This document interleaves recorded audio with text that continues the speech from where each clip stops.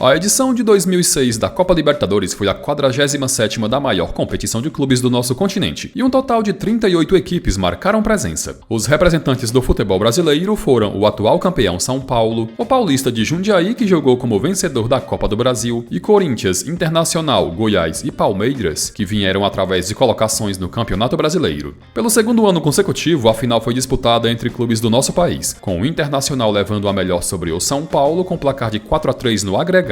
Grandes jogadores desfilaram pelos campos naquela Copa, principalmente os que atuavam do meio-campo para frente, e podemos citar Luís Soares, com apenas 19 anos, surgindo no Nacional, Di Maria, com 18 anos, surgindo no Rosário Central, Higuaín, também com 18 anos, aparecendo no River Plate, além também daqueles que estavam em clubes brasileiros, como Edmundo no Palmeiras, Tevez no Corinthians, Fernandão no Internacional e Ricardo Oliveira no São Paulo. Tá, até aí tudo bem, se não fosse um fato curioso e que chamou bastante atenção naquela Libertadores.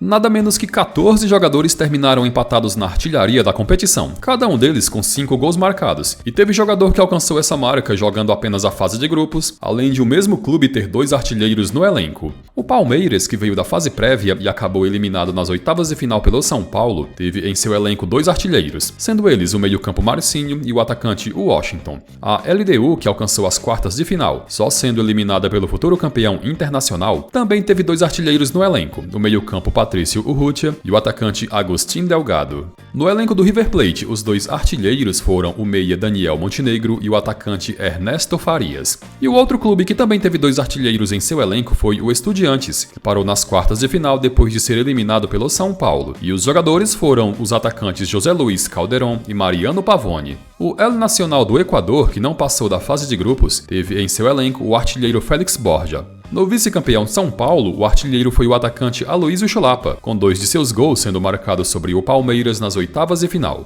No elenco do campeão Internacional, o capitão da histórica conquista Fernandão também marcou presença na lista, com um de seus gols sendo marcados na decisão contra o São Paulo. A Universidade Católica, que não passou da fase de grupos, teve em seu elenco o goleador Jorge Quinteiros, e 2 de seus gols foram anotados no empate contra o Corinthians no Pacaembu. E por falar em Corinthians, Nilmar também anotou 5 gols na campanha que parou nas oitavas de final, com 3 desses gols sendo feitos em jogos contra a Universidade Católica.